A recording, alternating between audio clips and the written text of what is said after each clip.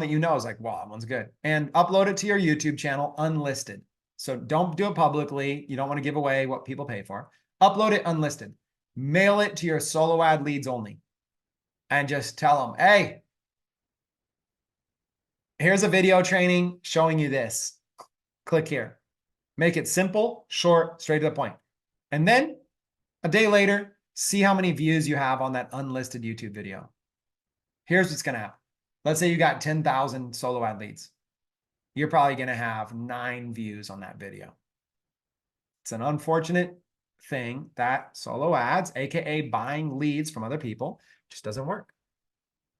What about PLR? Do we give it away as a freebie? No, please. Do not give away PLRs.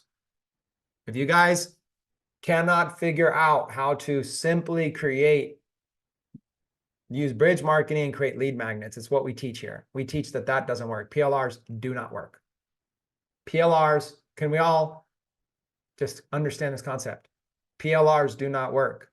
If you know what a PLR is, don't use it. If you don't know what a PLR is, pat yourself on the back.